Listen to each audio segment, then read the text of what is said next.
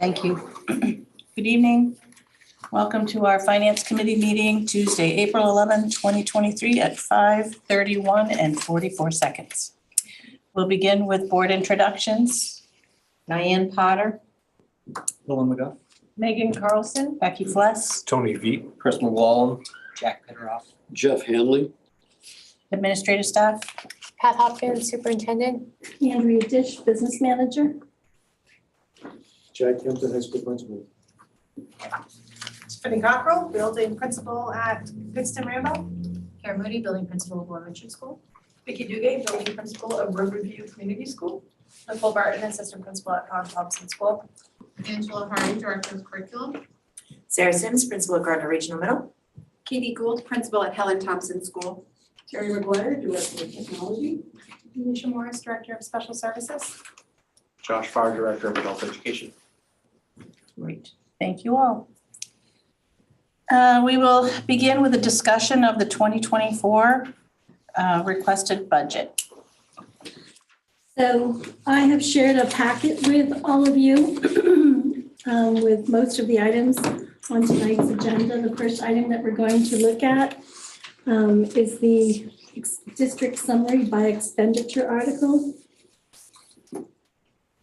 So as you can see, with the cuts to from health insurance and the cut from the bus bid, we are now at a 6.67% increase. Our budget is $30,105,000, an increase of $1,883,000 over the current year budget. The next document that I want to share with you is where it's basically an updated version of where the increases come from. So as you look at that, over $1 million of the increase is in salaries. There are 4 new positions that you see outlined there. Those are the only 4 new positions in our budget. There's an Ed Tech 3 librarian, a nurse at Goodston Randolph, a nurse at Riverview, and a business office generalist for the business office upstairs. And then I detailed all of these significant increases from the current year budget. So you see FICA Medicare. You also see that Maine PERS increased its rate to 17%, resulting in a $125,000 increase. 0% health insurance was a $45,000 decrease. Dental insurance was also a decrease, and you're wondering how we can have a decrease. It's because people have switched plans from last year. So most likely somebody moved from family to single or reduced their coverage or went off into cash and live. So that's how that would happen. Special purpose private tuition schools, those are special ed schools that we outsource our students to who we cannot provide programming for. That's an increase of $245,000. Special ed main care seat expenditures, there's an increase of $150,000. For those students that we send out to special ed private schools who are main care eligible, those schools bill the feds or the main care, and we have to pick up the seed amount, which is usually picked up by the state. So in this case, the schools pick up that amount.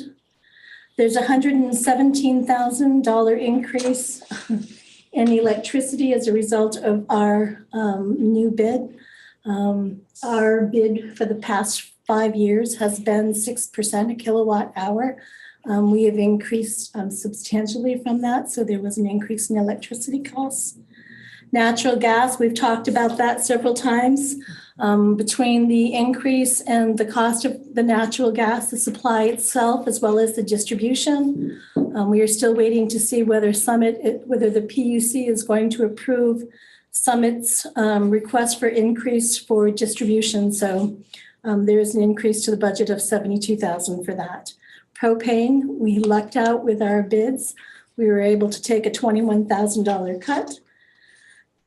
Capital improvement budget, projects in Gabe's budget, we reviewed those in January. Several of his projects were cut, but that's the amount of the projects that remain. Fuel for transportation, that's minimal at $3,500. Special purpose private school transportation, those are private companies that we use to transport students to those special purpose private schools, specifically because most of the time we don't have available staff to be able to transport those students out of town. The bus lease I mentioned, that was an increase of $61,000. For those of you who are not aware, we do not own our buses, we lease them and we employ the drivers. The bus lease company provides all the maintenance on our buses. We just pay an annual bill and they take everything from soup to nuts. So it's worked out great for us. There is a reduction for weekend building checks based on conversation with Gabe and some of the new things that we've put into the buildings, including cameras and his DeSigo. It's what would you call it? It's a monitoring system of the heat. So he will be able to monitor the heating system from home. So what we've done is instead of having our head custodians go into the buildings both Saturday and Sunday year round, instead, we will have them go into the buildings from November 1st through March 31st, to the end of March, once per weekend, just to check on the building, now that we can really monitor the status of our buildings remotely. And there was a reduction of $214,000 for the appropriation for food service. As we discussed in prior meetings, the state of Maine is now providing paid lunch for students and breakfast. We have not needed that money to close the budget typically prior to the state paying for lunch for students. The district had to budget a portion of it because basically our revenues didn't support the program. We had a conversation at one of our last finance meetings and decided that for the time being, or at least until the state changes funding lunch and breakfast for students, that we will cut the monies in the budget. So that's about the increase. The difference in the increase is small little things, and I didn't detail every supplier. There is one other change that's not reflected in here, just because it wouldn't be in terms of positions. So I've talked to you over the last few months about the fact that our ARP funds are dwindling, right? And so I will get to that at the end of the meeting today, just to give you an update. But I want to make sure that I really bring to your attention. I'm going to turn it over to Sarah and have her speak to you about something that's happening at the middle school. Prior to having ARP funds, we had reduced the number of social studies positions that we had over there as a result of the decline in enrollment. So we're responding to the decline by reducing the number of staff members. Using ARP money, we added those positions back in, those social studies positions. So we added 3 because we wanted to reduce the class size. So now we're at a place where we said that those positions were for 2 years.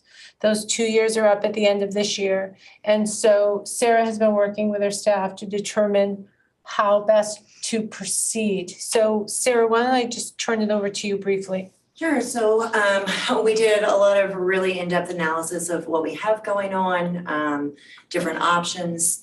When we're looking at the needs for our kiddos, we really feel that keeping social studies is in their best interest. We looked at a variety of different formats, such as the humanities, which is sort of a social studies ELA combination.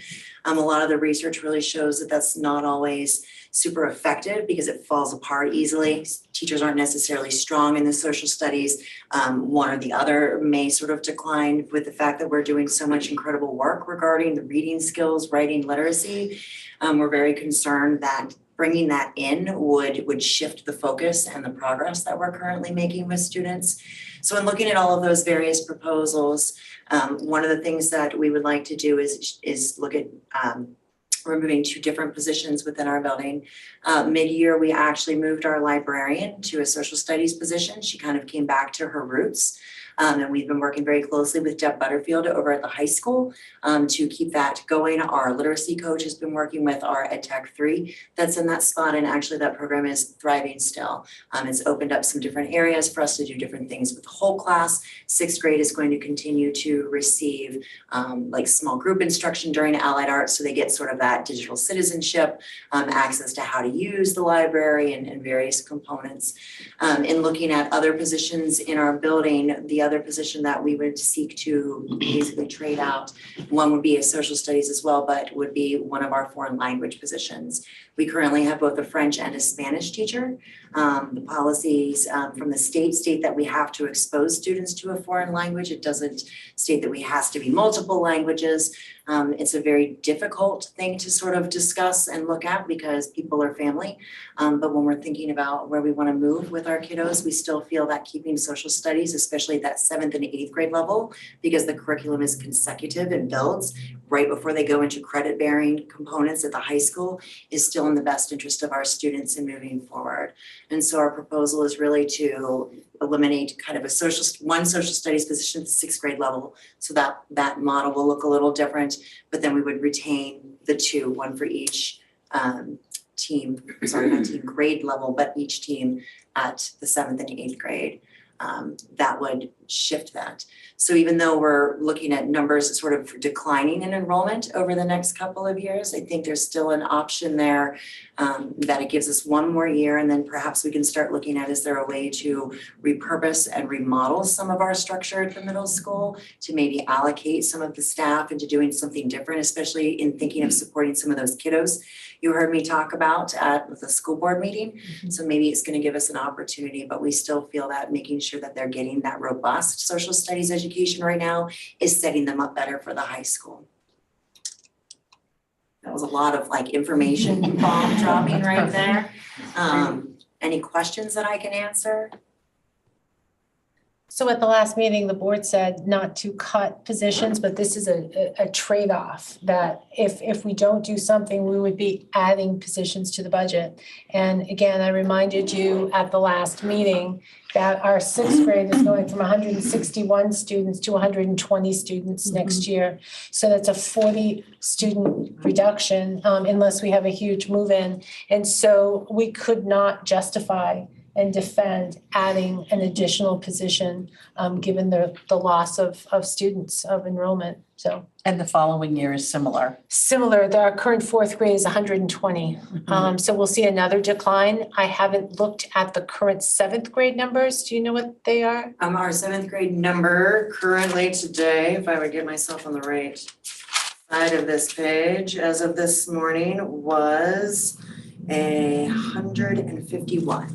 Okay, so there'll be another 30 students, right? So in 2 years, we'll see a decline of 70 students. So we really don't feel that it's prudent or appropriate at this point to see about adding positions. I really do like the idea of potentially repurposing and reevaluating what the middle school should look like to better meet the needs of the students that we have today.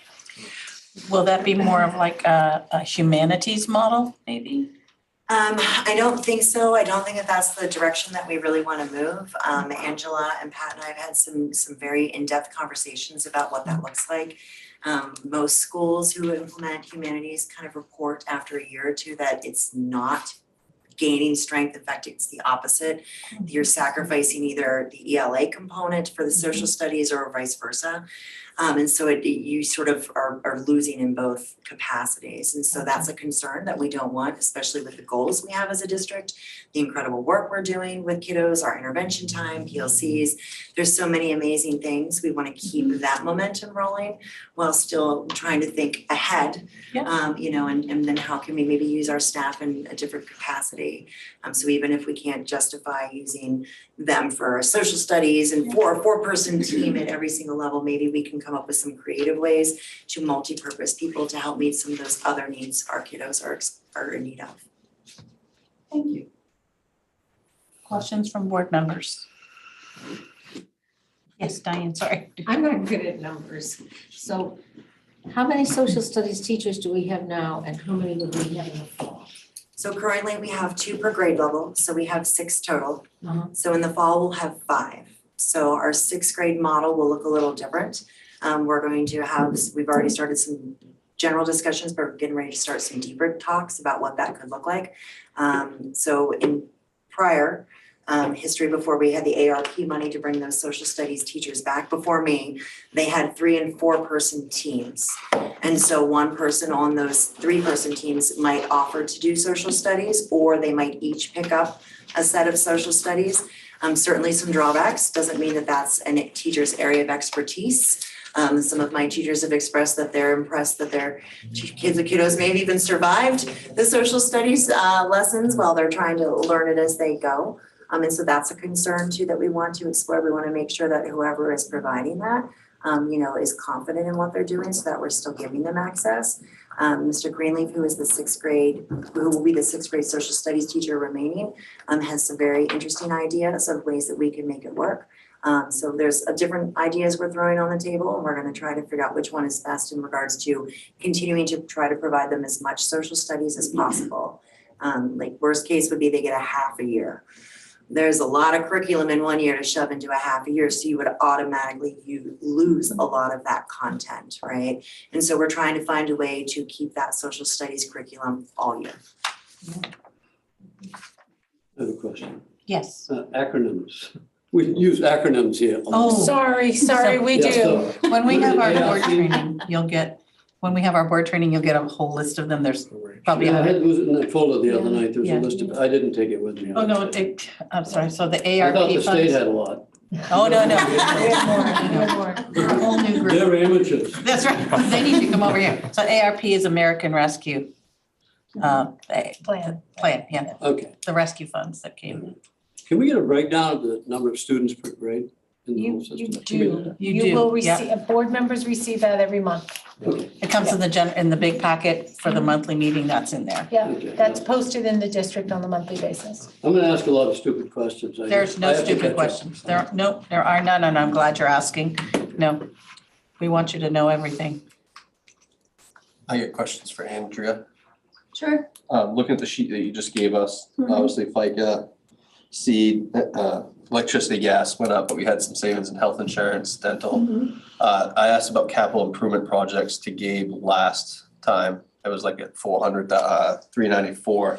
Do you know what he took out? We didn't. I just teased out, I just looked at the bottom line of Gabe's budget and I assumed it was capital improvement projects. Yeah. I basically teased out the electricity and the natural gas, and if you add that, that roughly Okay. adds to the Okay, amount. so- So we have not cut any So the projects projects that you of explained, Gabe's, other than Gabe, I think we told you the projects that were cut, nothing has changed since Okay. then.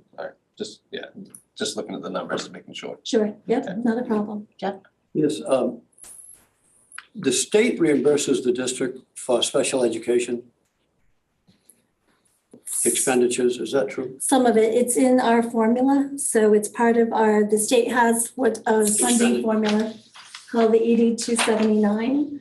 So that is built into Another that. acronym. That's just called the ED 2, it doesn't stand for anything, it's just the ED We had a whole 2-hour 279. class on that. Yeah. So one day when you have three We wanna go hours there. you want to come and spend with me, I'd be happy to go over that with I you. might be doing that, I yeah. would be, after budget season, you are more than welcome. So there is a formula There is. for like each Mhm. type of expenditure for special education? So special ed has actually a 7-step formula. It is probably the most complicated formula in the AD 279, but I would be happy to go over that with you. Thank you. And you'll quickly see that schools are very structured in what we are allowed to spend and what we are not allowed to spend. And if we happen to go over the formula, then that's just money that we don't receive or that we get. It goes back to the taxpayers to make that up. So it's different than towns. Towns can do whatever they want. And we have a very structured way that we can use our money. And Andrea's good at it, so go see her. We ready to move on? Yes, ma'am. Okay. So the next form that I want to bring in front of you is the budget worksheet. It basically is the document that will detail how much is being sent to towns. So there's some of you who are seeing it for the first time, so I'm going to pick it apart a little bit. Up in the top right-hand corner, you'll see the budget that's being requested in the previous year. You will see the increase, the same that is on the other documents that I provided. Over to the left, you will see miscellaneous revenue. It's where we bring in or we have additional revenue to apply to that budget. So you will see, according to this document, we have approximately 1.7 million in miscellaneous revenue, of which 1.3 million is carryover. So what Becky was just saying is, unlike towns who are able to spend their unallocated fund balance on anything, schools are restricted by what we can do with our fund balance. It can only be used to buy down a budget, another budget year. So we're applying some of that fund balance to this budget instead of passing that amount onto the locals. So you see that. So here you see after the net budget subtracts out the miscellaneous funds.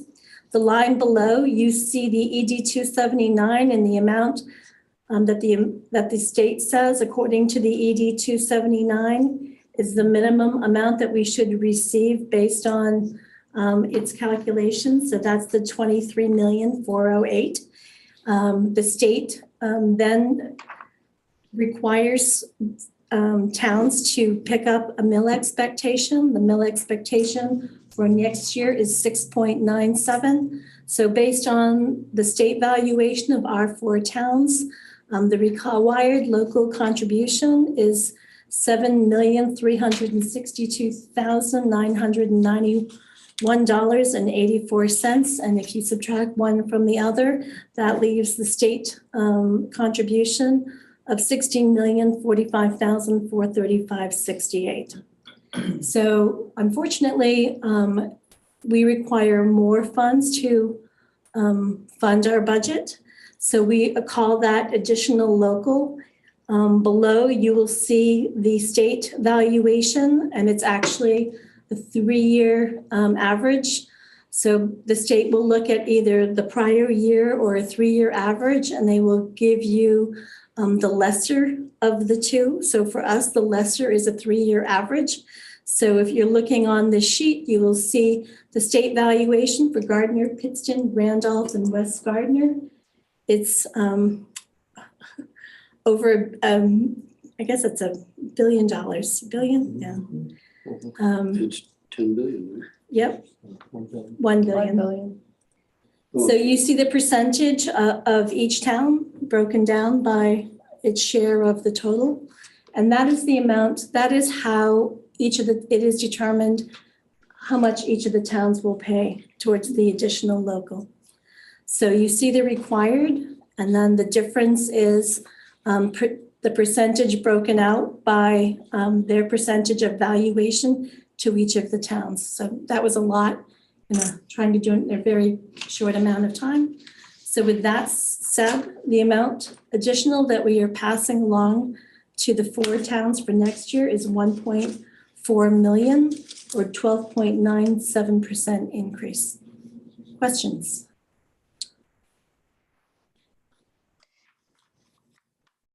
Just a comment. Sure. So part of the reason why the increase to the locals is so large is because the state valuation, that average increase is 6%. So that's half of the increase to locals right there, which is outside of the district's control. So there are 2 things, when we talk about the ED 279, there are 2 things that drive the funding formula. One is student enrollment, and the other is valuation. So the more valuation you have, the less the state contributes. It's inverse. So this is what we happen to be. And we are required to use the state valuation because that is what the state uses in its ED 279 calculation. These funds, these calculations below in the, I don't know, I guess gray, come directly from the ED 279. I have a question. Sure. In the Pittston, in the bottom box, the 2.7 million, that is the total request from MSAD11 to Pittston. Correct. And that includes the $310,000 increase. Right. That is just the 310 is the difference between this year and next year. Okay, good. Just for clarity, thank you. You are welcome. Are you tracking cost per student served anywhere in here?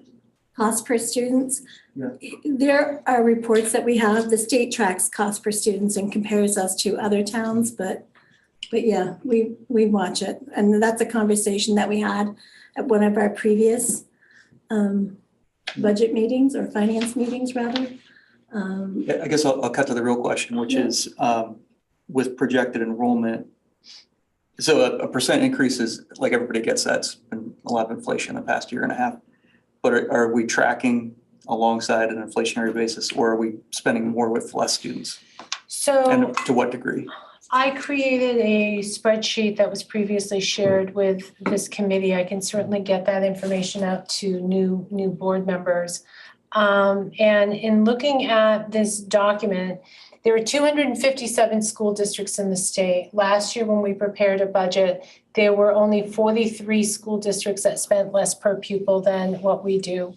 When we began building the budget this year, that number had changed to 39. There were only 39 fewer school districts that spent fewer than we did.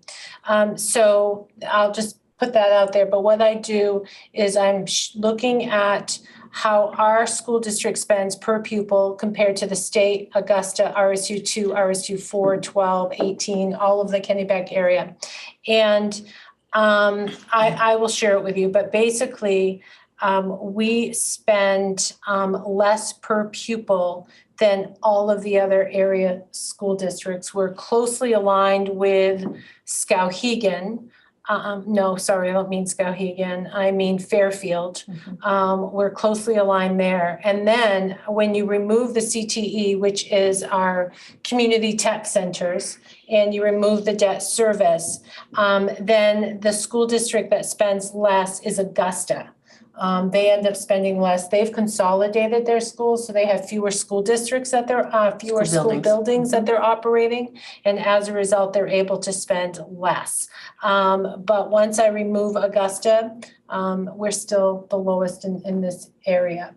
So I'm happy to share that with everyone so that you can see how that really pans out. And I broke it down per warrant article, so you can see the difference in regular ed, special ed, system administration, school administration. The area that we're the lowest that really stands out is special ed and how much we spend across the district per pupil for special education. So the data that Pat is using is directly from the Department of Education's website.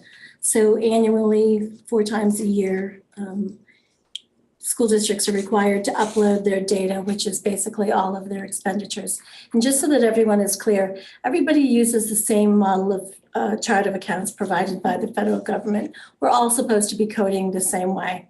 So it's very prescriptive. I mean, it's not coding where the money is, but it's where the expenditure should be. So you would never, if you didn't have any money in, I don't know, instructional supplies, you wouldn't code that expenditure to transportation because it's not allowed.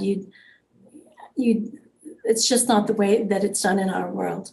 So the data is uploaded through NEO to the state, and the state takes all of the data that Pat is referring to and then spits it out on the other end, showing what school districts spend by expenditure articles, which are also dictated by the state. They want us to parse or chunk our budgets up in categories. I guess that's the best way for comparative purposes. And you will see that data that Pat is talking about on the department's website. So I want you to know that it's just not us collecting data. It's the data that's going, it's data in, data out. The data is also audited by our auditors to make sure that what we're sending up is what they can see in our I don't know, our documents or our budget. So it's good data, is I guess it's what I'm trying to say. If it's coming from your office, I have zero doubts. Pat, if it makes you feel better too, I'm not, I don't want to be the cheapest. I want to be the best value in the state. And part of what drives, we have declining enrollment, but we have so many buildings. So that's partly also, well, not partly, it's a huge factor in how we are able to do our business. If we had one elementary school across the district, it would save a lot of money. And we could provide more services, better services for our students if we were to do something like that. How close are we to actually being able to do that? Can we? Well, it's our other Pittston representative says he'll die before he'll ever let that happen. So I don't know. So the Department of Education is supposed to be opening its construction Yes. projects next year.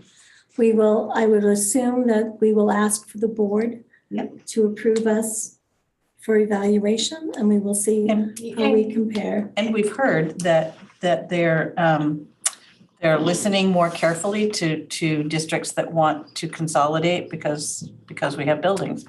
We're guilty of taking very good care of our property. So whenever they come to look at us, everything looks great.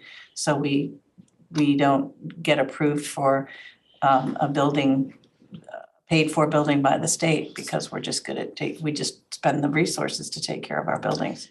So a couple things. Since the last time we had an analysis done and we applied for new construction, we've since added 2 modular units, two to Pittston Randolph and 1 to Helen Thompson. So that will make a difference, or at least we anticipate it making a difference in our overall rating. 2, it is my understanding that legislation last year maybe approved the Department of Education to do a comprehensive analysis of all school buildings around the state, not just those who are submitting requests for construction. That way they will have a better idea of the status of all of the schools across the state. Do we look at the percent of capacity being used? I don't know what their basis will be. I just know that they're supposed to do an analysis. I would assume that they're going to look at that, but again, they will be making that determination. And, finally, I've shared in the past that when we talked about consolidating and having just one building versus the 4 without trying, we can easily cut like $1.2 million without trying. I didn't mean to lead us off a discussion. Oh, no, but it's something we toy with a lot because we need to toy with it and we need to provide the very best we can. And if we could do it better, we'd be silly not to. We're looking at a 12% increase, pretty significant. Well, the other discussion about having a consolidated elementary school is the state keeps talking about passing along CDS students to us, which means that we would have to educate CDS students. Child Child Development Services, I'm sorry. 3-year-olds. Right. So there is no capacity in any of our buildings to be able to educate 3-year-olds. So this would give us an opportunity to. After the year after that, I think we're going to go get them right from the hospital. And there's it's okay for somebody. Well done. Okay, so moving us on to mill rate. We have a long agenda, and I know that there are some people that have to leave shortly after 7, so. Who would leave this fun time? So I did an update based on the changes to our budget. I updated my tax talk, valuation and mill rate discussion.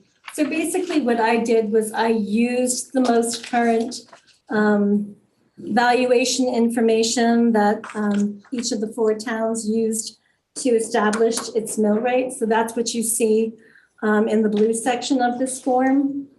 And then what I did, in the blue section of this form, you see tax for commitment. That also includes what we pass along to the towns. So what we pass along is included in that tax for commitment. I teased it out to get the percentage of the mill rate that belongs to education. So based on the data from last year, we are in Gardner, this school district, it's 49% of the mill rate. In Pittston, school district is 83% of the mill rate. In Randolph, it's 60% of the mill rate. And in West Gardner, it's 92% of the mill rate. So what I did then was I plugged in the proposed increase to see what would happen to the mill rate based on the increase that we're passing along. And you can see in the green section what the increase on the mill rate would be. So in Gardner, we would raise the mill rate 1.35. In Pittston, we would raise the mill rate 1.47. In Randolph, we would raise the mill rate 1.53. And in West Gardner, we would raise the mill rate 0.99. So then I took it out one step further. So based on this valuation and based on their current tax for commitment, what would be an estimate of what taxpayers would pay based on what we are looking to pass along?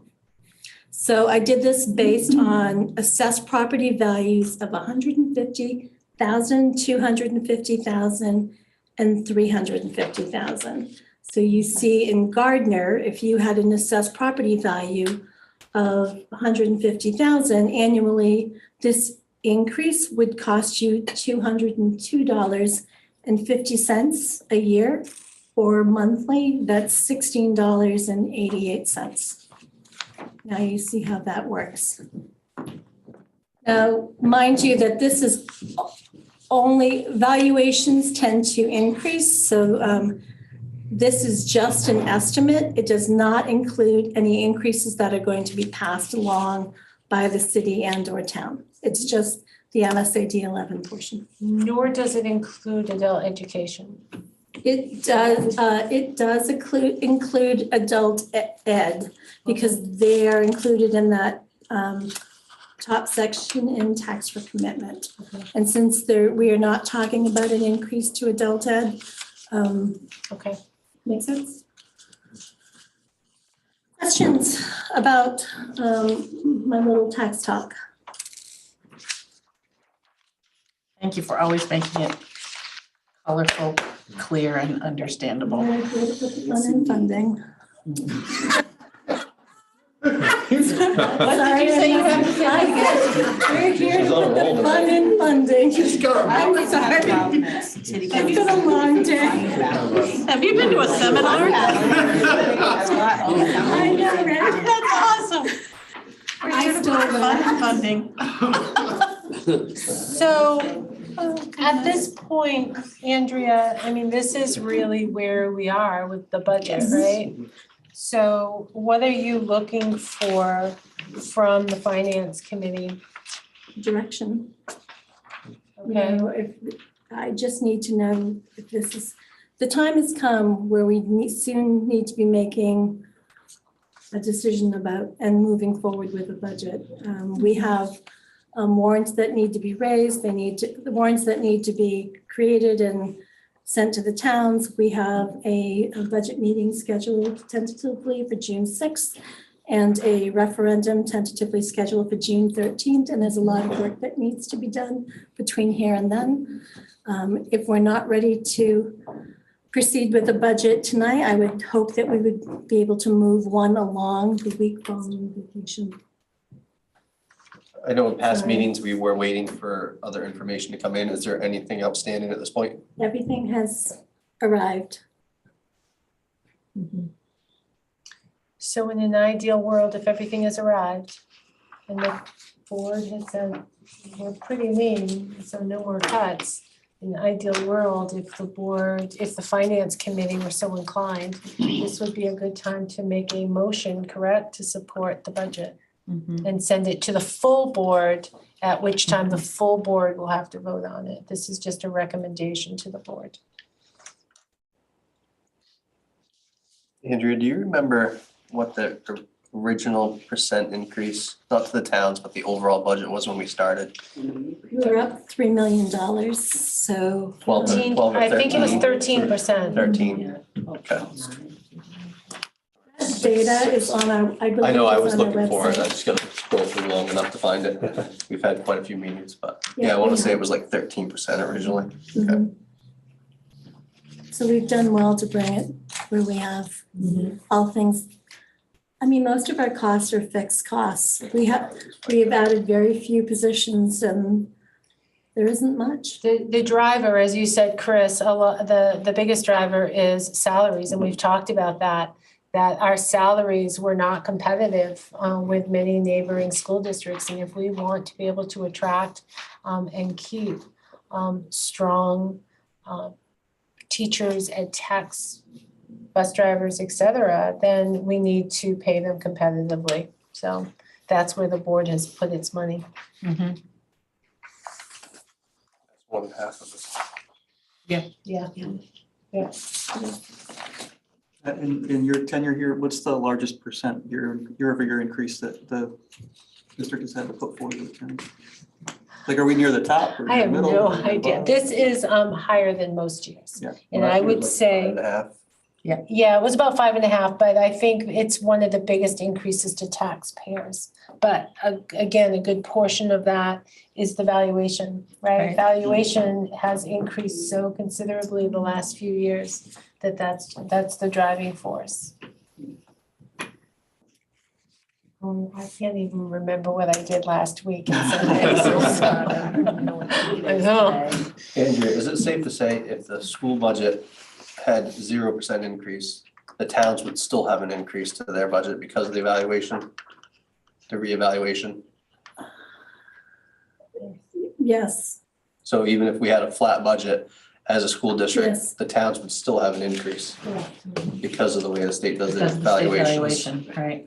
Correct. the mill rate has dropped since last year, but the valuation Valuation's has dropped. increased, so I'd like to, it would be, It would have to think be. that's I mean, if you important have, too. if you have a 6% increase to the budget and the impact to taxpayers is 12%, there's going to be an increase to taxpayers even with a 0% increase to budget. I think that's important to state. So I think, our administrators worked diligently to put their lean budgets and made sacrifices, and considering the increase in the valuation and the massive increase in our energy costs over the last year and the necessary and well-deserved increases to salaries, like, I think we're doing really well with required costs. And we should send this budget. Is that a motion? I would make a motion to approve and send this budget to the full school board. I would second that. Questions, comments from other board members? Discomforts? Discomfort. Yeah. I'm so new here and I've seen so little of this that I'm uncomfortable supporting it right now. Although I know it has to move forward. Right. So I don't want to be an anchor holding the ship when it should be moving, but I find a 12% increase is like, wow, that's quite a thing. Yeah. But the full board can look at it Yes. and still toy with it. Yep, it's not a guarantee that they'll pass it.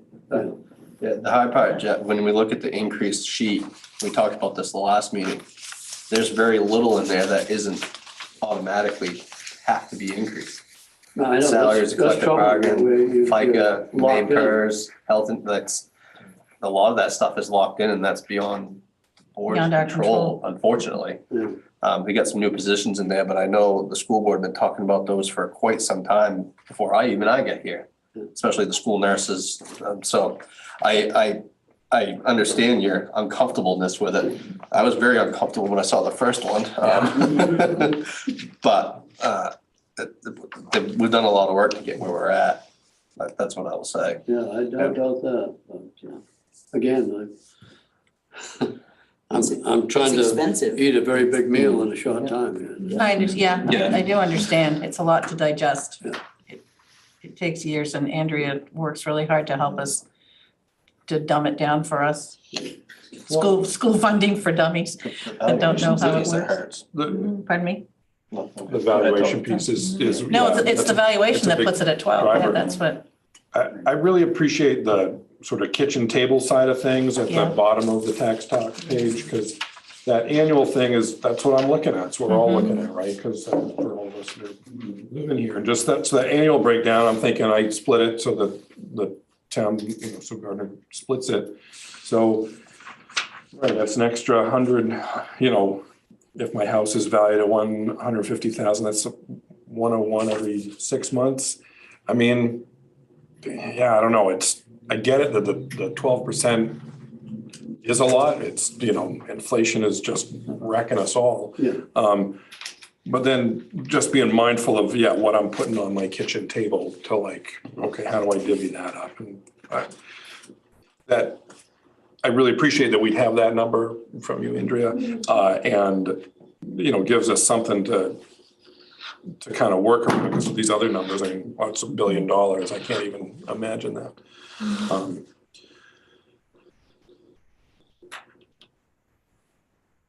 But it does give something to focus on, okay, this is what we need to get towards, and this is the cost of doing our business. right. Yeah. And if we wanted to get it to 6%, which we've tried to do year over year, there's not 6% that we can cut. I mean, it would cut the district and we wouldn't be able to do our work. Not without cutting positions, and you're right. Right, and lots of them to get to $1.5 million. That would be a lot. I feel like we were fairly successful with that last year, but it also came with a cost. Correct. Because running the budget leaner than it can be sustainably set means that eventually there's a rebound. If it makes you feel better, all of the other districts are experiencing the same issues that we are dealing with. The struggle with salary, increase to salaries. COVID really changed the world that we live in. And keep in mind too, we've talked about this budget does not include the additional social worker positions, and there are 2 that are in the ARP grants. Nor does it include the instructional coaching positions that are in the ARP grant. And that's 2.5 positions. So there are 4.5 positions that are crucial right now, especially given the needs of the student body that we have, that are being funded by that federal grant that will run out in June of '24. So, and given where the budget is at, we did not feel like we could financially shift any of those positions into this budget. I am hoping that as we think about how we do business next year, that, there may be a chance of repurposing, right? So that we can bring some of those positions in without just automatically adding to the budget. But time will tell. We don't know what next year's going to bring. And the declining enrollment is not building specific. It is not our So friend that's when what- it comes to the ED 279. Right. Well, and the decline in enrollment is real. Yeah. But what is also real, and we've talked about it, and you talked about it at the board meeting, are the needs of the students are changing. The mental health issues, the behavioral issues are exploding. Now, it's a small population, but it is dominating people's time. And so We can't just automatically start cutting No. services and supports that are necessary to support those students, but also as the needs of the students change, our class size policy may have to be revisited to look at it. There is not a teacher who is going to be able to manage a class size of 22, 23 with some of the needs that currently exist. So that is also something we have to keep in mind. And that, again, is not unique to MSAD11. We No, are it's hearing about everywhere. that everywhere. It's everywhere. It's a struggle. So we have a motion and a second. Is there any more conversation that the finance committee would like to have around this? Just one last one, but I assume you've already covered this. In your professional opinion, is there any, we don't want to chase nickels, but is there any other line item area that is worth the staff time to dig a little deeper? There is really nothing, there is really nothing here. There is really nothing here. We've met, we've gone through lines. Really, if we are looking at cutting, the next step, as we've said, is to cut positions. We have teachers buying supplies out of their pocket, right? We try to provide the supplies that they need, but inevitably, something comes up, and we just don't have the resources that some other school districts have, so. Yeah, in my opinion, that looking at the only thing that we can cut are those positions, and I would rather do that at a board level because they've expressed interest in those positions many times over the last year and a half that I've been here. So I would hate to do that at the finance committee level because I know the board's talked about it many times. Correct, So- but keep in mind that the nursing positions, one position was already added in the middle of the year and that position has been filled. That was based upon a need, so we've already hired someone for that. The other position that we're looking to hire is the direct result of an incoming student who has to have a full-time nurse with that student at all times, right? So I don't want to put that on the table to potentially cut the position. We have a legal obligation to make sure that every single child is able to access their education. And in this regard, in order to be able to access their education over in Pittston, it means hiring an additional nurse. So we'll have 7 nurses on staff versus 6. So Does that position fall under a reimbursable position in with the the state? future, So the way that it works in the ED 279 in a nutshell is the state looks at our our students, and it tells us how many staff members we should have in a variety of categories. One of those categories is nurses. So what the state will say is based on your population at the K-5, at the 6-8, and the 9-12 level, this is the amount of nurses that we think that you need.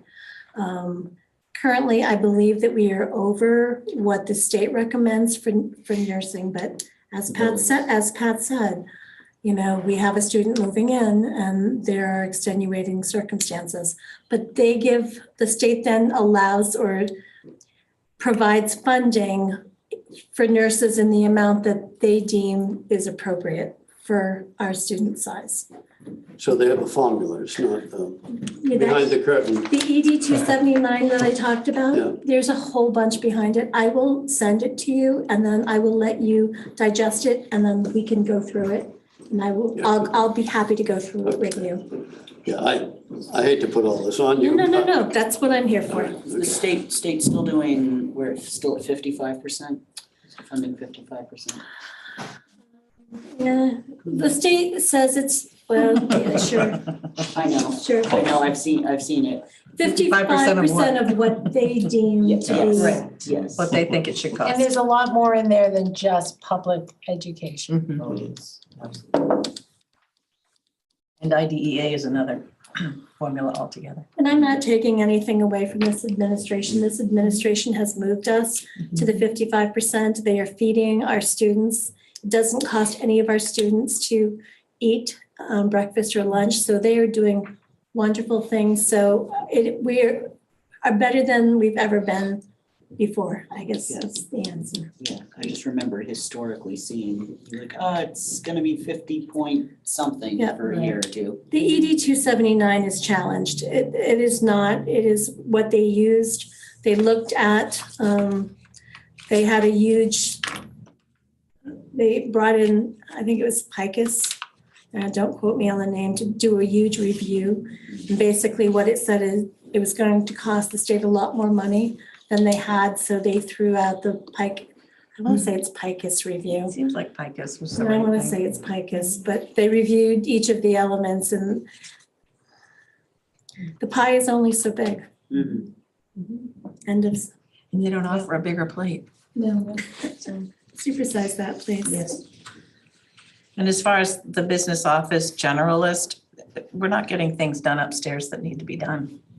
It just, Well, we are getting, This- you are getting things done, but we need support. There needs But at to the be cost support. Nobody being able to. Right, at the cost of you not standing up all day and a number of other things happening where things get done, but it's, I just don't want to give people the impression things aren't getting done. everything's getting done. Thank you. Everything's getting done, but at an expense that we've talked about a generalist for years, And HR, an you HR know, person. job descriptions Yes. need to be updated. We're not getting to that. There's a lot of Yes. filing that's not being done. Vacation time is not being taken because people can't have to work year round, Don't have the time weekends, nights, to be able to get the work done. and never get the day-to-day done so that the filing and the job descriptions and things can actually get looked Yeah. at. Just, there's not enough time.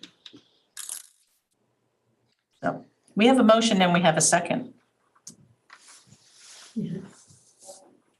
All those in favor of bringing this budget to the full board for consideration and sending to the taxpayers in June?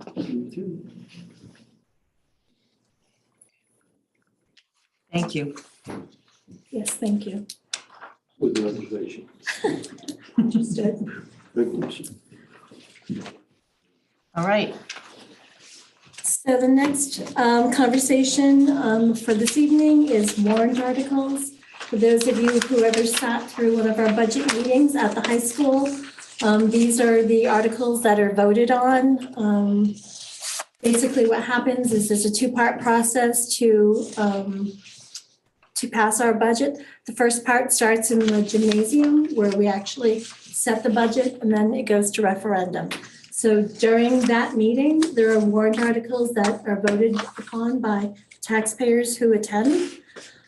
This year, we know that we will have at least, and typically we have a variety of warrant articles. One of them is to approve the adulthood budget. One of them is to allow additional grant expenditures. So there's a lot of them in addition to the ones that we're going to talk about. So tonight, I am asking for permission, or based on our conversation, I am letting you know that we need to add an additional warrant article to be able to use funds from the unallocated fund balance to pay the local share of the school revolving renovation fund loan that we were just, whose application that we were just approved for. So over the course of the summer, we will be abating asbestos in our cafeteria, in our little gymnasium. The state is going to pay for percentage based on the same percentage that they fund education for. And there's a local commitment that we have to make. Instead of putting the local commitment in the budget, we decided and we discussed and decided that we would use contingency. Yeah. So in order to be able to do so, there needs to be a warrant article to transfer monies from those remaining in this year's budget or from contingency into a capital improvement fund so that when we pay that bill, we are able to access those monies. So one of the other golden rules about school districts, unlike towns, we cannot overexpend our budget. That is a golden rule. We are only allowed to spend what the taxpayers give us authority to. So that is why we are moving funds. I wanted to also talk to you about perhaps putting a warrant article out there that would allow us to transfer funds over the amount that we usually use for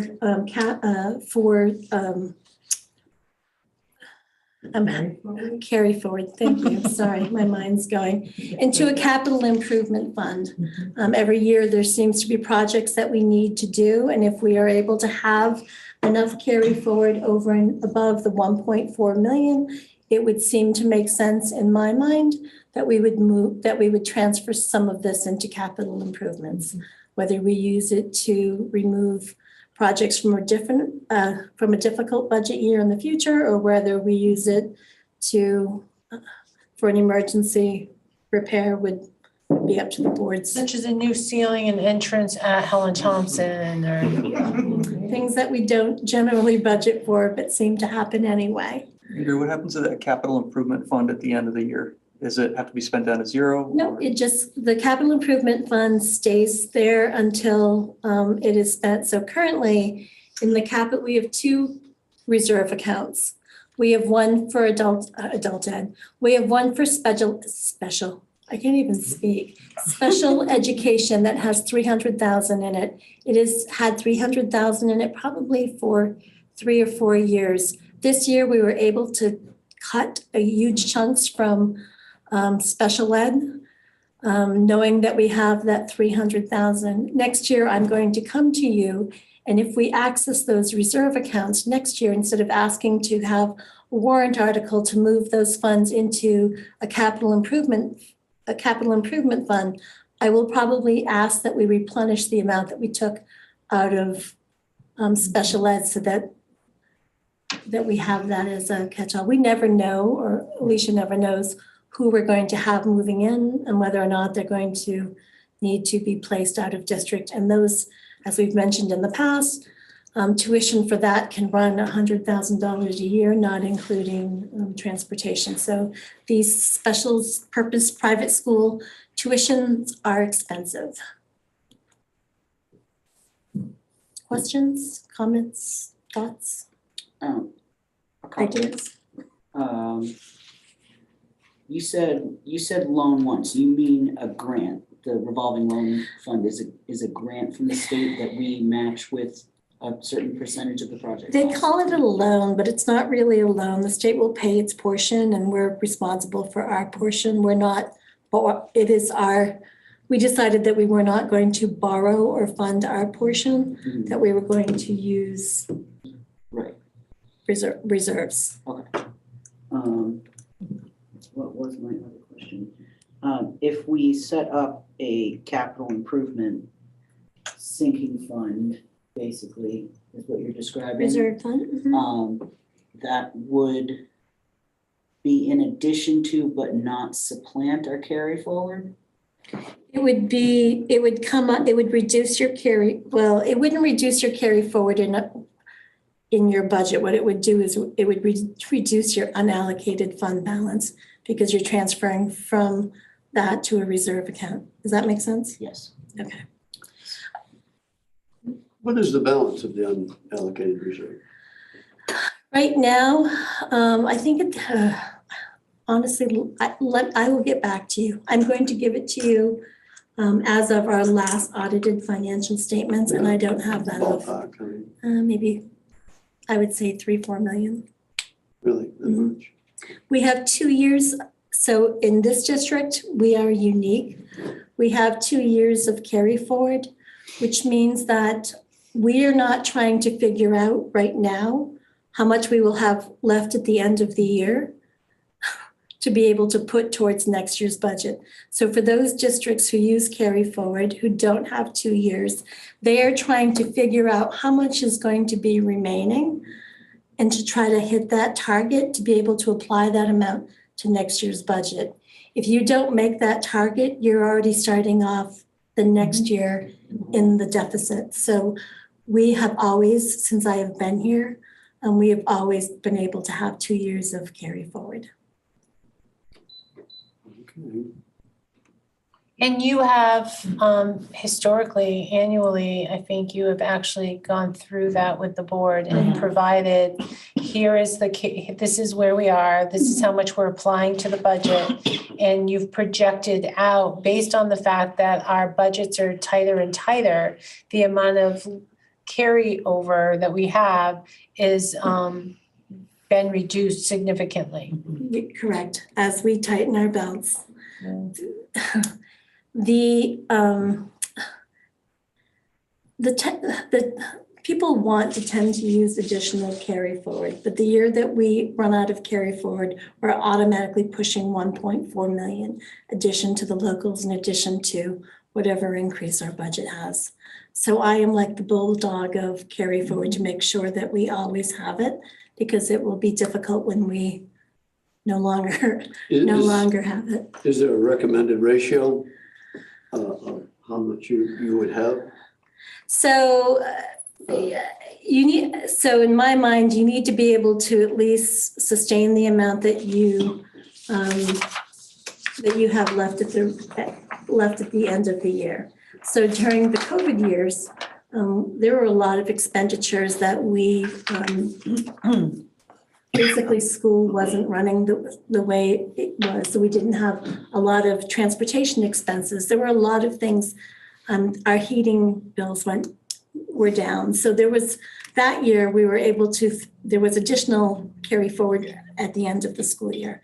Now we are back up and running, so I don't anticipate as much carry forward as we've had in the last couple of years. But there's no like percentage of estimated total budget that you're holding into. But it's whatever we think that we can, it's to be able to use it in the current year and to make sure that we can sustain at least that amount. But the Department of Education legislation limits how much we can have. Right. There is So a percentage cap. 8% of our, it's now 8%. It's going back down to 5, isn't it? I don't know. Yeah, I think it increased because of the reasons that you explained with COVID, but in a year or two, I think it's going back down, but I don't remember the exact amount. It used to be just 3%. That is, you need to have not more than, provided you don't have plans for using it. But we always have plans for using it, because we always know that we'll be using it for next year and the following year. So that is a plan to use. It's not like it's just sitting there with no plan. And you're right, last year we did a very extensive, or a rather extensive overview of carry forward. Essentially, you plan to have that revenue every year, Right, That's like what any the- other revenue. That's what the If you get goal rid of is. it, then right. Mhm. And Andrea guards our money as if it was her own. I would not want to be asking her for my allowance. So we're very fortunate. I mean, it's really not so much if you think about the entirety of the budget size.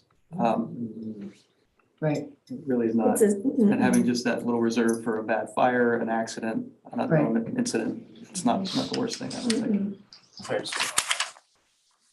A heat pump at Helen Thompson.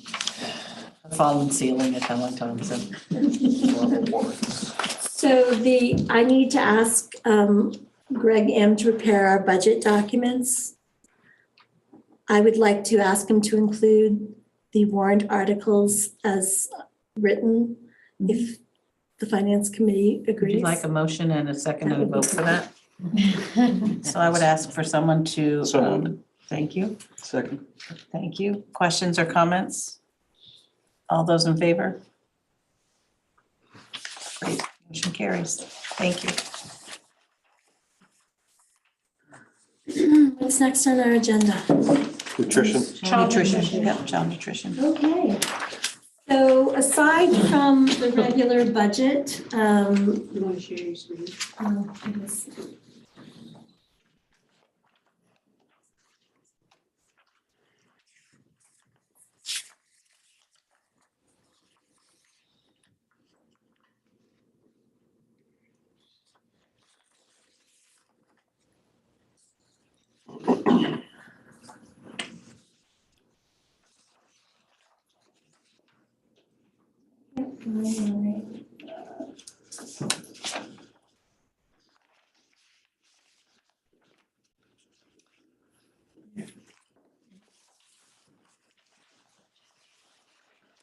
Okay. So in addition to the general budget, which is what we've just Can we discussed. pause for 1 second? Sure. Since we've already voted for the regular budget, any administrators that need to leave, or all of you, are welcome to, except for Josh, are welcome to leave, and I want to thank you for your time, but you have to go. Yes. Me.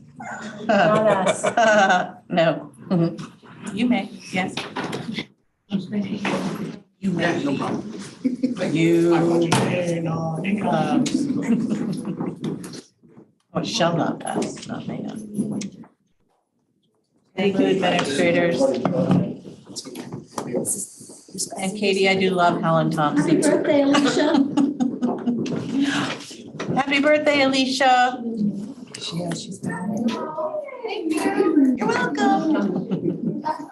That's what I was hoping. We ready? Yes. So in addition to the general budget, which is what we've been discussing, I also prepared 2 additional budgets, or the adult ed budget in with Josh, but so we prepared the child nutrition budget and the adult ed budget with Josh, sorry.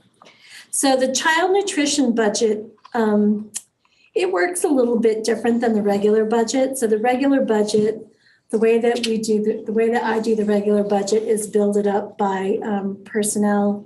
What we do is we advance everybody according to the contract with their existing benefits, and then everybody, each of the schools requests their request for the year, and that's how we build the budget.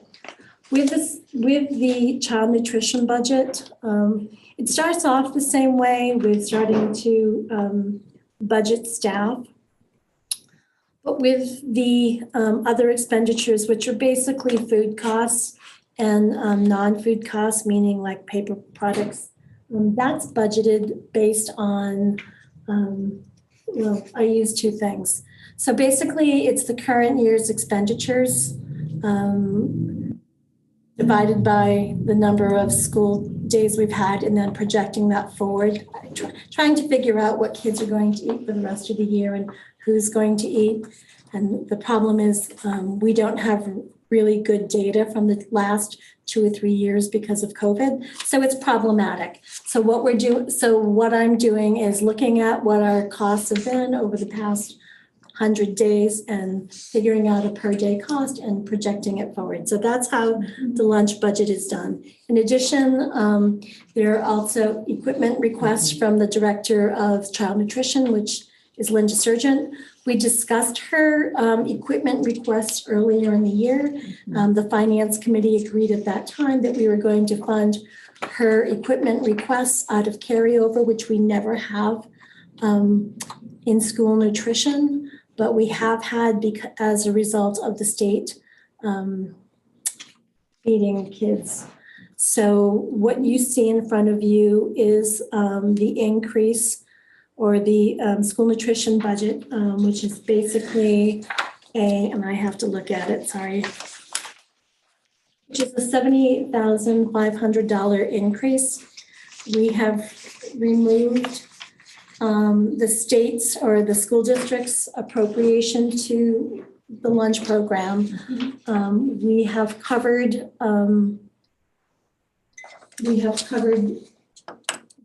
the whole or the funding gap with the additional carry forward that we had left over from last year in the school lunch budget as a result of this new funding formula with the state.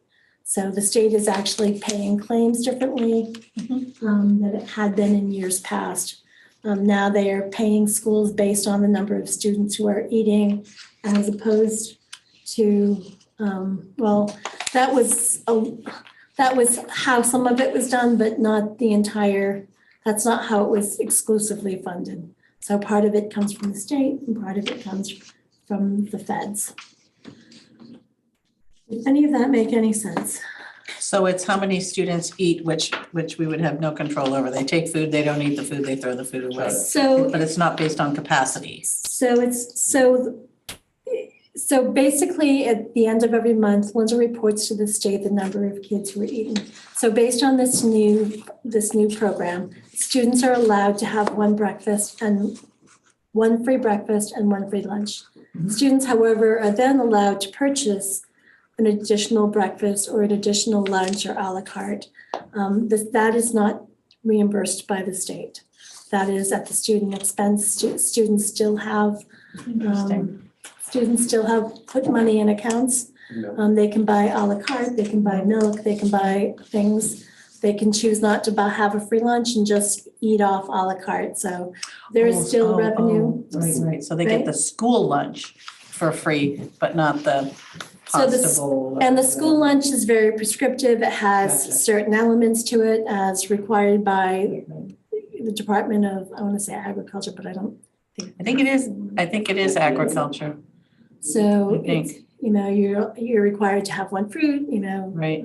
protein, whatever, and that's what students have to take. Yep. And that is how we're being reimbursed, which is different than the reimbursement formula from before.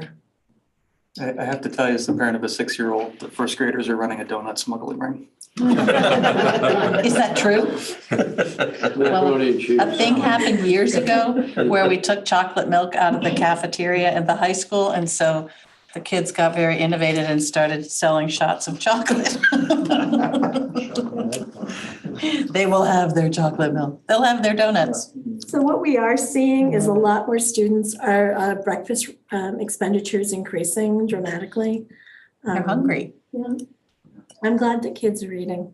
Yes. My kids have a tendency to do school breakfast. It's a wonderful thing. It really is, because that'll be like, you're dressed, you're gone. I'm dressed. Go. Go eat. Actually, my kids say there are so many kids eating that they refuse to go to breakfast. So I just, Really? yeah, There's one in they're every like, too many bunch. people. Oh, it's two Come on. people out. Yeah, 2 people. I gotcha. Yeah, I have one like that. So unlike the general budget, there's no amount passed along to the locals. Gotcha. It's just questions about this. This is just a very broad view of the school lunch budget. Yeah. What do we do to make that move forward? It's just a vote. Motion then to, Approve it and send it to the board? does the board vote on this part? They can, I don't remember. I mean, there is I mean, no it's gonna special happen. warrant. I don't know that you've done it. It's gonna but happen one way or the other. It just is. It's up to you if you think it's cleaner for the public to see. Sure, that's fine. All right, then a motion then to move it forward to the full board, so that we continue our transparency in how we do things. So moved. Moved by So, Colin, second by go ahead. Diane. So for clarification, oh, sorry. All those in favor? All those in favor? Okay, So for Now. clarification, I provided you 2 documents for the nutrition. I provided you the budget and where the revenue is coming from. So the budget is stapled together and the revenue is a single revenue sheet. And I know it's quite confusing, but our system records revenue in parentheses and negative, so that's what you're seeing. It's not things being in deficit, it's just how revenue is recorded. I'd actually say, given the past year, it's keeping it to 5.9% increase is actually pretty impressive. Dunkin' Donuts is up like 20%. I know, it's crazy. Those kids are eating, let me tell you. They're selling them all. Keep telling my daughter, make coffee at home. $6 cup of coffee, that's crazy. I'm going to tell you what I have in front of you for adult ed reports, and then I'm going to switch it over to Josh. So in front of you, you have 2 adult ed reports. One of them is a detailed expenditures. So you can see what Josh put in there for requisitions.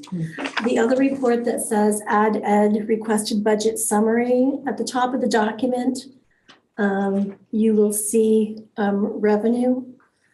So you'll see something that says overhead. So just for clarification, this Department of Education requires that we break adult education down in two different funds. Fund 1500, which is some of the numbers that you will see, is basically the instructional portion of adult ed.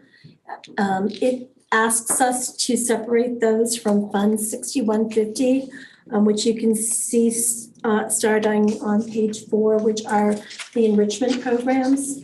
So those are the classes, the basket weaving and the stained glass and all of the driver's ed. So it requires us to record both expenditures and revenue separately for those two funds, but the two together make up the adult ed budget. And now I'm going to switch it over to Josh. So the real important thing, I'll come up to the. It just makes it easier for people at home watching. So, since we're talking about the budget, I'm wearing my lucky hat today. It's really cool. Is it? It's a Patchwork? Hannah hat from Ireland, my wife bought it for me. Can we see it? Is your hair bad? My hair's probably bad, Okay, because I've had it that's on all okay. day. Oh, that's really cool. Nice Dog hat. wool and everything. Your hat's warm. So, That's good. So the important thing, when you look at my budget that has to happen every year is that big grand total on page 505. If you look down there, the grand total is 0. And so, when we put together my budget, we have to come to that 0. I have to have the revenue that brings it to 0, kind of out. We did, we had a few years in the pandemic and after of kind of spending less. So we are pulling this year from some of that carryover to cover revenues.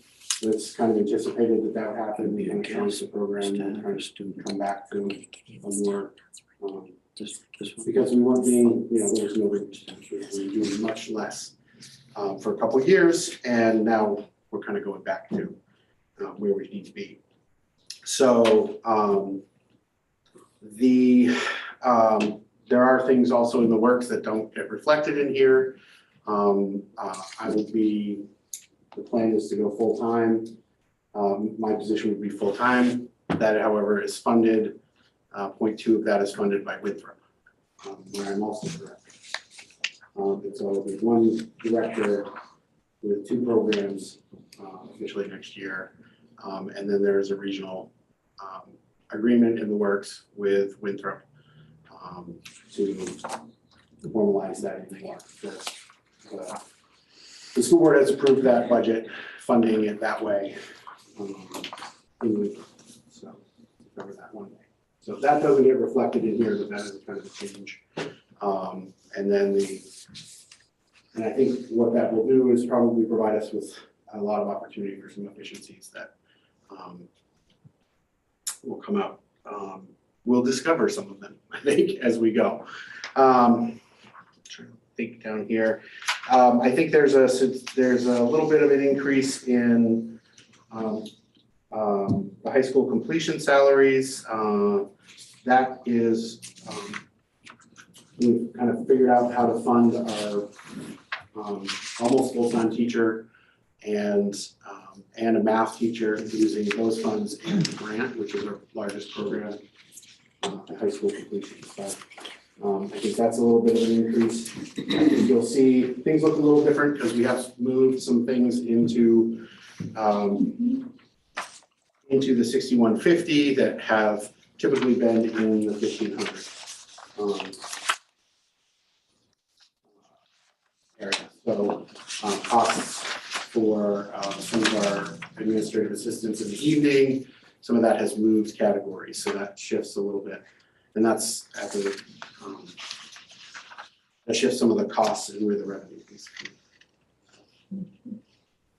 be reflected on here. So Can I, do you mind if I add to that? no, yeah, please. So basically the state provides, the state has an adult ed subsidy. And that subsidy is calculated based on expenditures in the instructional program. So that's the Fund 1500. Because some of our secretaries mainly support enrichment,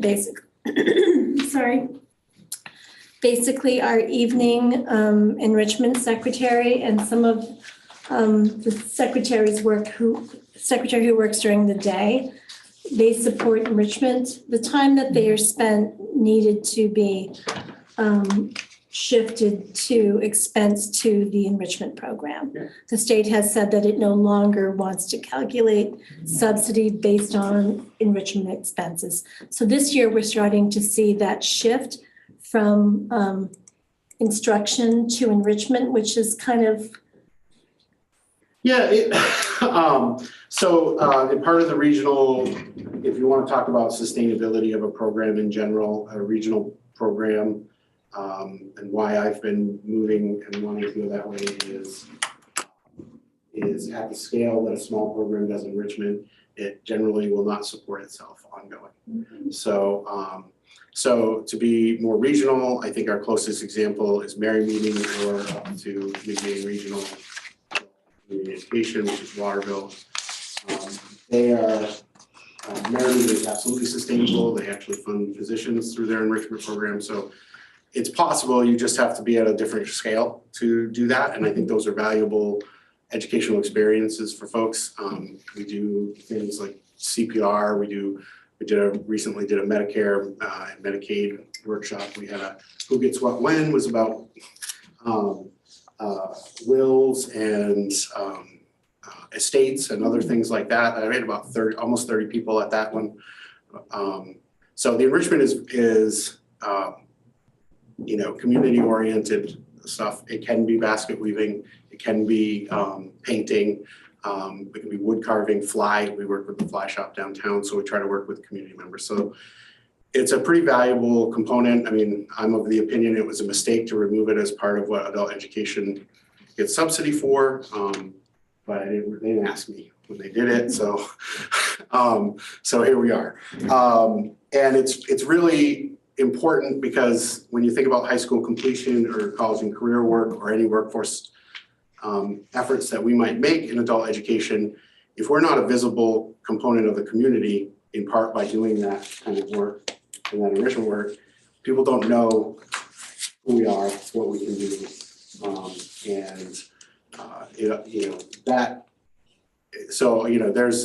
there's a lot of debate that's been, and conversation about this that's been going on since I've been a director. So about the need to have it because of how it promotes our programs and keeps people connected to us and keeps community connected to us.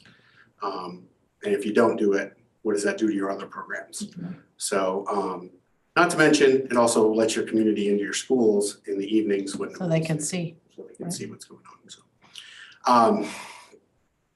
so there's some different, and if you ever really want to get confused about budgets, you can talk to Andrea about how adult ed does it all differently.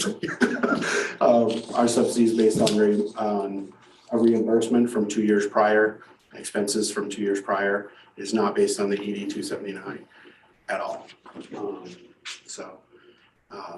And the funding, we saw, I think, a $500,000 increase in the last 2 years. And I think in the last 8 to 10, it's been just about the same at the state level.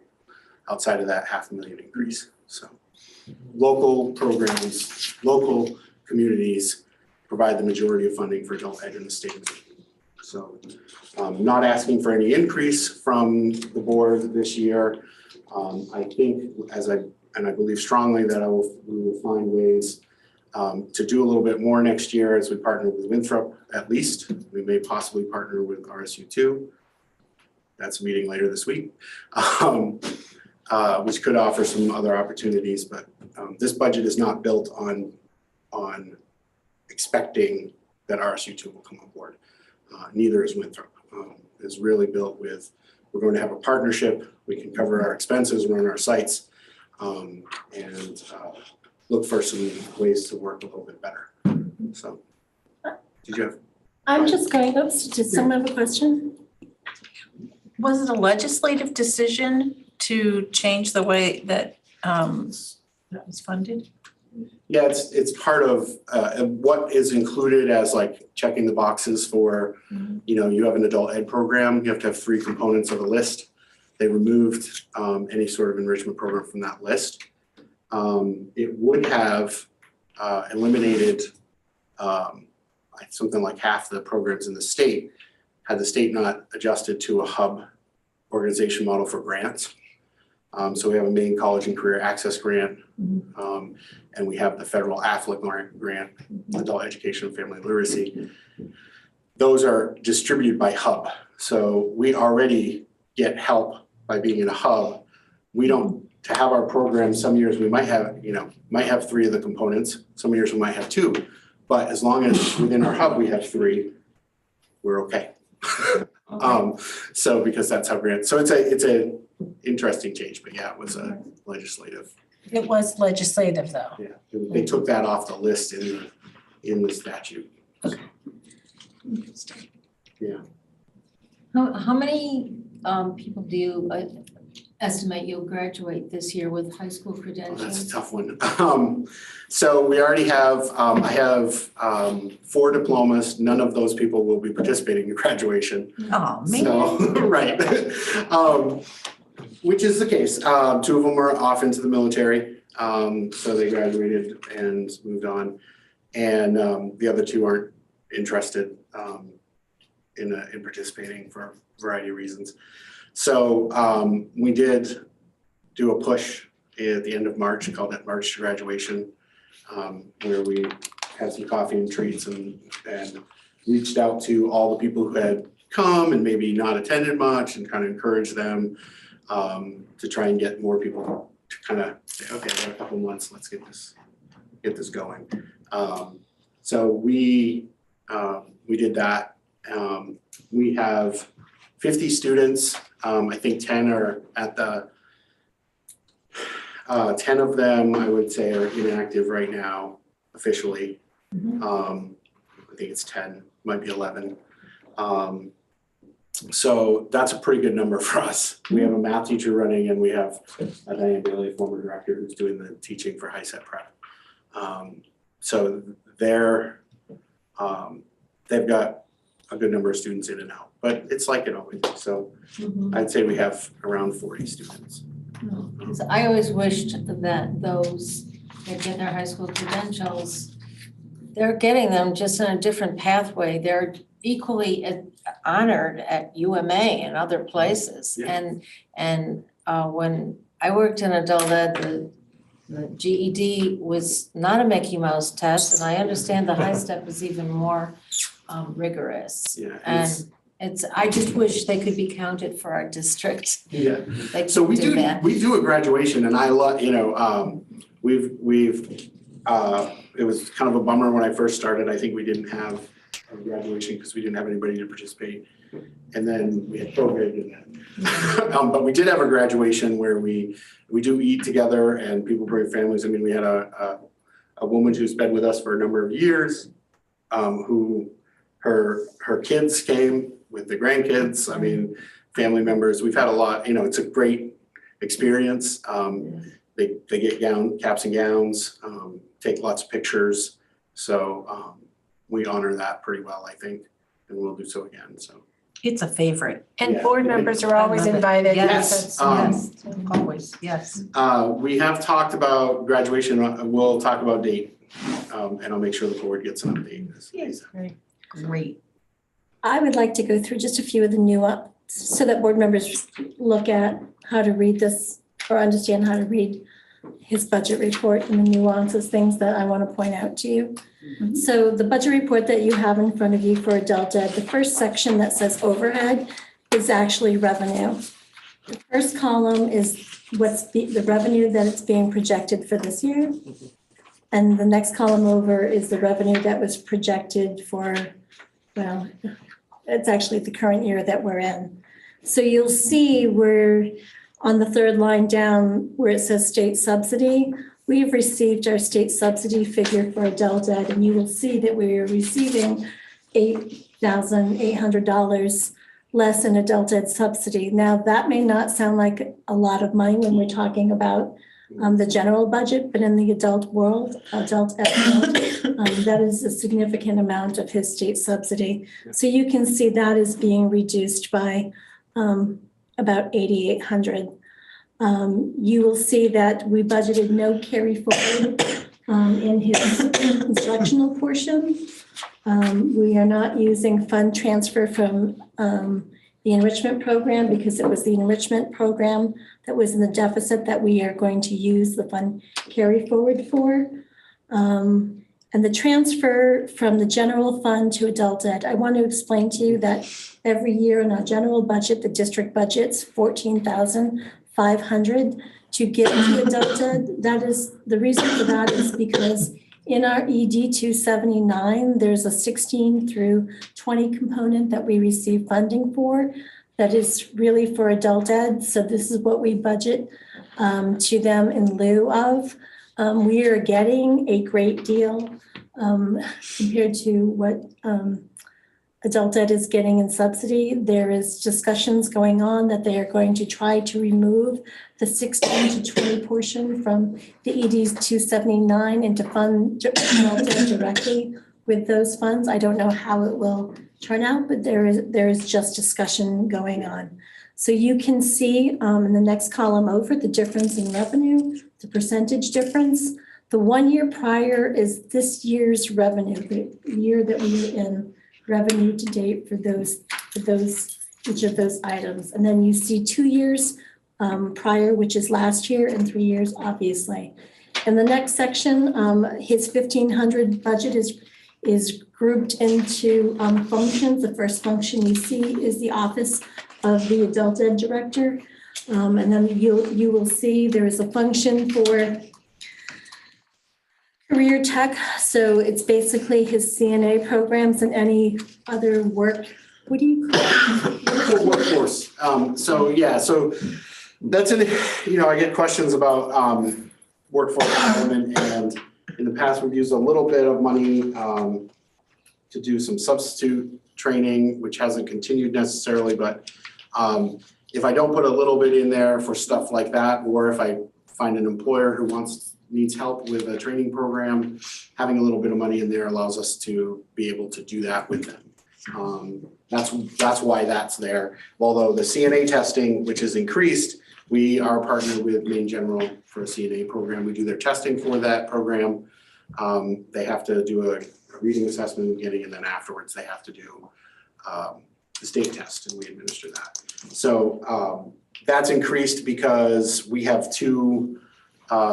They are planning to run 2 classes next year. I think there's some question, and I've talked with Pat about, there's CNA programs everywhere if you look around. So there might be some saturation, so it might be under that. But the way my budget works is, I would put in that expense and then I would plan for the same kind of, the exact revenue of that. But we do get a slight proctoring fee in there that gives us a little revenue. So the next section of his budget that you'll see on page 3 is actually, it says high school completion. We used to refer to it as GED. You'll now hear us referring to it as a HiSET test, which is the new GED. So at the bottom of page 3, you will see where for the budget column that his revenues and his expenditures net out. So you'll see 0. On the next section on page 4, it's where his enrichment program starts. So at the top of page 4, you will see again where it says overhead, you will see the revenue for enrichment classes. So that's broken out by enrichment classes, enrichment trip receipts. Before COVID, we used to run a lot of trips through adult education, which really generated revenue for our adult ed program. Since COVID, we're going to try to get those back, but the world has changed, and we're hoping that next year we will start with trips again. The driver's education program that Josh has partnered with, what's the name of the driving school? Roy's Driving School out of Lewiston. So Josh has partnered with them and we receive revenue from that partnership as well. You will see in this section where I'm using some of the adult ed carry forward to make up for that deficit in funding. So you'll see that next year I'm using $19,182 of carry forward to fund that hole. And then you will see the remainder of that $14,005. You'll see I used a little bit more than 1,000 in Fund 1,500 and the remainder of it in Fund 6150 to finish filling that deficit. You will also see in his enrichment program, those are also broken down by functions. So you will see an office of the director. So that's where you see his administrative assistants who support his enrichment program. You will see enrichment, the first section, which is basically his classes, and then his trip expenditures. The bottom of page 5, you will see where his revenues and his expenditures again net out, which means both of his funds balance and his budget is balanced. Any questions about what anybody is seeing on the budget or anything that Josh had said?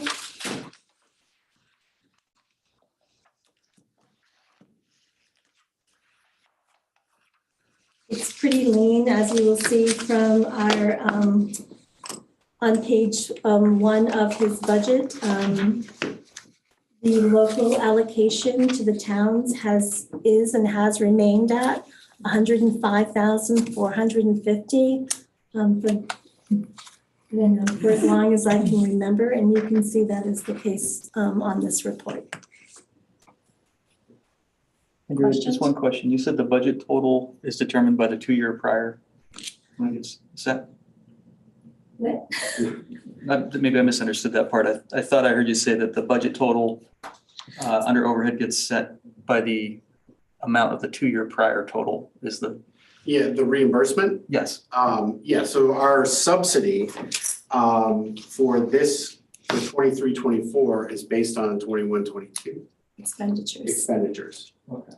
So, and it's a little bit complicated, but essentially there's administrative services are reimbursable at 70%, instructional and reimbursable at 70%, and materials and supplies as a general category is 50%.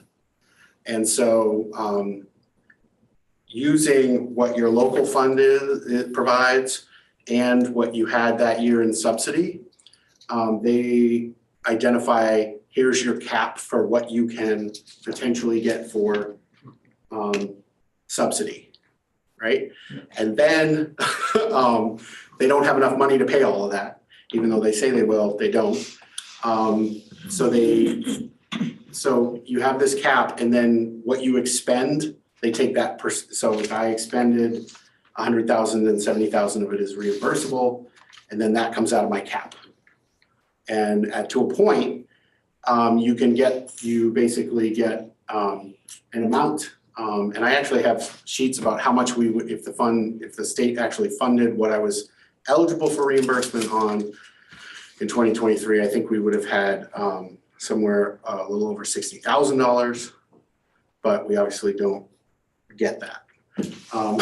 So we end up with the 41. So it's a whole different formula.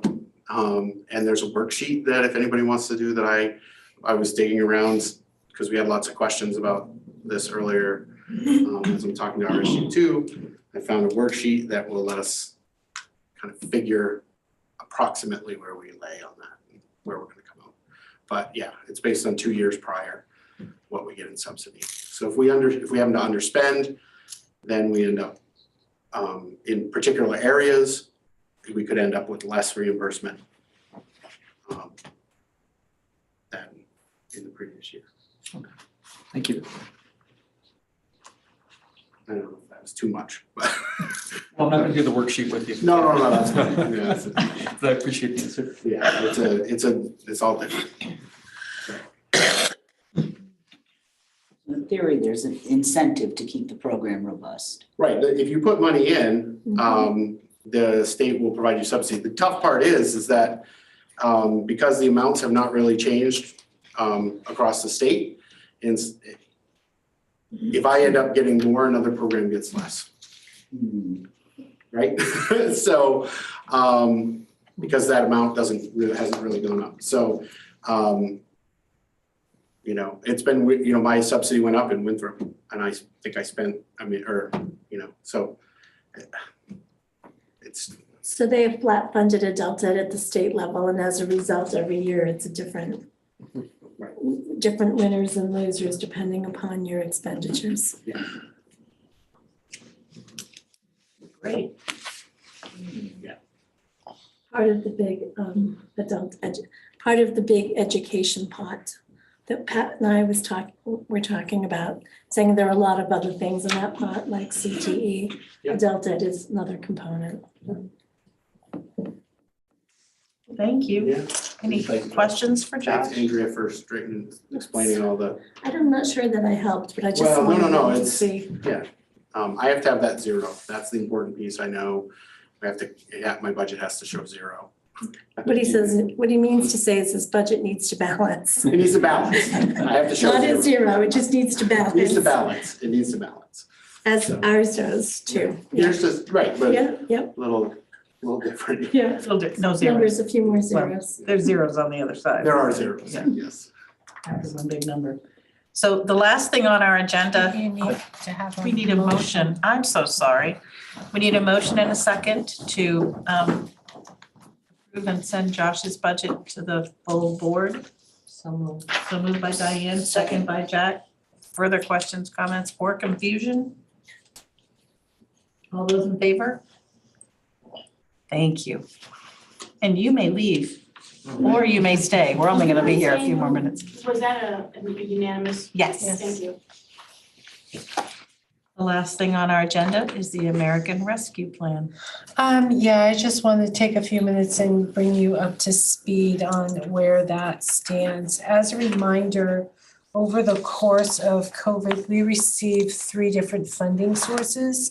If you remember, they were CARES or ESSER 1, then there was ESSER 2, and then there was ARP, which we also refer to as ESSER 3. I have not given you copies of this because it's in draft form right now. All of our ARP information is available on the district website, everything that's been approved. Josh. So all of that is available to you. I just wanted to make sure that you were aware. CARES, we have expended all of that money. So there's no money left there.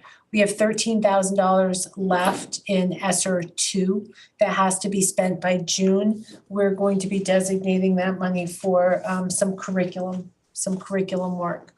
And we still have some money left in ARP that has to be expended by June of '24. So we still have another year for that.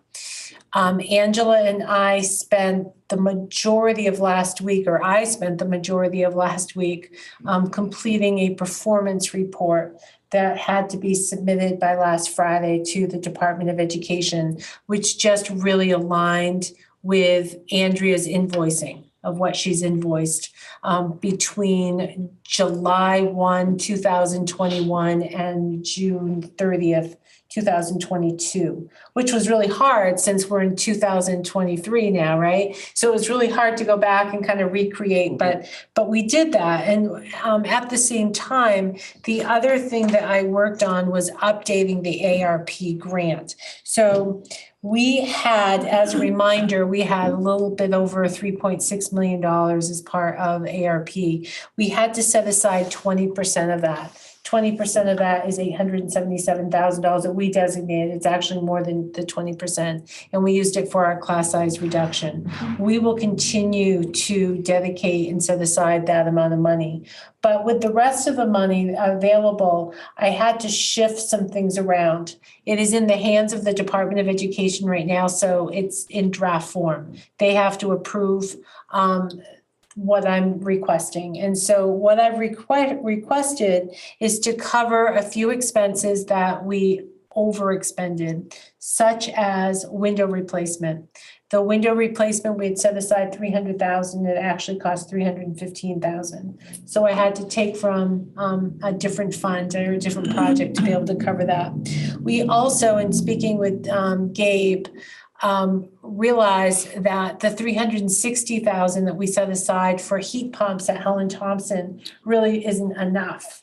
That the heat pumps are more expensive to replace them than we anticipated.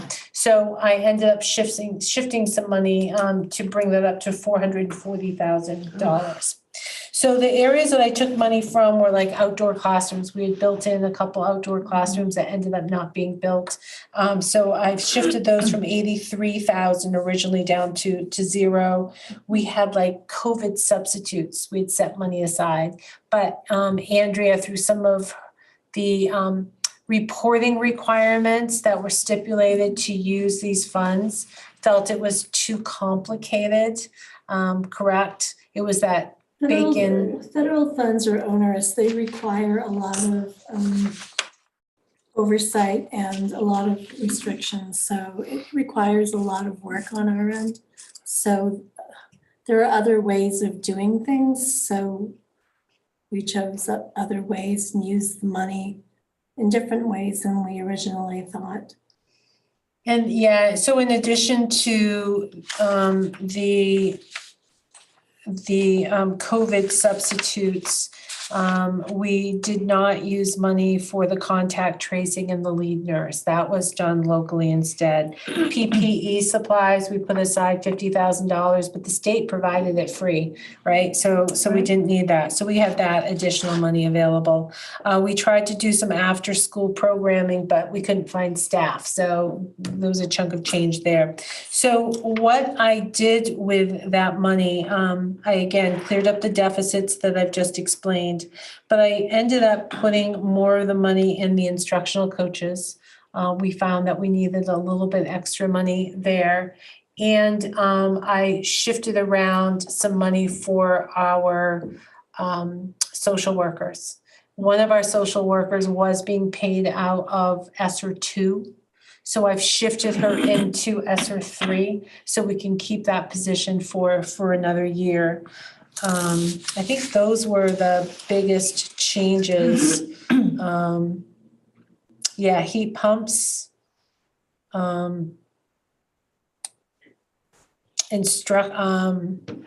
Sorry, I'm looking through my list here. So instructional coaches, mental health and wellness. And those were the big areas in addition to the class size reduction. So that's where the ARP funds primarily will be used for next school year if this is approved by the Department of Education. So I just wanted you to know that we've been working on this behind the scenes. And if it's approved, then an updated document will be shared with you. And we will, of course, share it on our website as well. So all of that information is available to whomever. Okay. Does that basically zero out the ARP, or is it a balance remaining after that? We have to expend it by June 24. So I anticipate having to go in and make additional adjustments because we don't necessarily know everyone who will be in positions. So we're estimating salaries. Some of the additional money that we had left over also resulted due to the fact that we had people leave in the middle of the year. So we didn't have those positions fully filled. Right. So we ended up finding a kind of a balance in a couple areas. Right. What I will say is during the COVID years, the district received basically 5 COVID-related grants, CRF1, CRF2, and the 3 Easter grants, the third one also known as, we have returned little to none, unlike some of our other school districts who haven't been able to. Pat has been really good about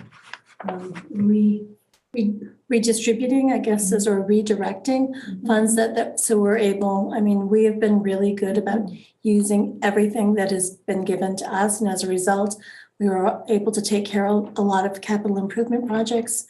to do a lot of things that we wouldn't have been otherwise been able to as far as capital, and we've been, I think we're. Yeah, we tried to be creative, I mean, with window replacements that had to occur in our elementary schools and the high school. At Pittston Randolph, we needed a parking lot extension that paid for that. And Whoops, I'm sorry, and the No, go heat ahead. pump replacement, I mean, who knew that it would cost $400,000 to replace heat pumps in our newest elementary school? And we were only budgeting 16,000 a a year. year, so it was going to take us forever to replace the heat pumps in that building. So we're going to be able to do that and at least remove that from our local budget. But I won't torture you tonight, but I'd love to know what the long-term energy savings on that plays out. Receive praise from the national government or something on how our use of the fund. That's right, we did. Yes, we did. We were included in our NPR report, right? And someone from the White House reached out because of the way that we were using our class size reduction money, that it was very creative. So I had forgotten about that. Thank you, Diane. Yeah. the concern from the feds was that this monies weren't being spent down quick enough. They could see monies that were left on the table. That is not us. Our billing is to date. We are ready to exhaust the fourth grant, and all we have remaining is this ARP money. So it is our intention to make sure that it will be spent before the grant sunsets. Thank you. Thank you for that. You guys do a great job at making sure we're afloat. Well, that's it. That's it. We can go Is home now. that it? That's it. Who wants to stay longer? Show of hands. So, Motion be adjourned? Oh, yeah, so moved. Let's go. so Yes. no meeting Tuesday? until Next Tuesday. Tuesday, right, next Tuesday, no No meeting. meeting. So back to our regular. Back to the regular schedule, right? Are we going to have a special board meeting how soon after vacation is over is our next board meeting? We need to set the budget. Isn't it 2 weeks? Yeah, 2 weeks. Can we look at having a special meeting to set the budget? And It's May 4th is the next board meeting. There's a week in between there. let me look at the timelines and talk to Greg about creation of the warrants. Okay, Great. I hope we don't have to. I hope not to, but we'll do what we need to do. You're welcome, anytime. Good night, Chris. Good night.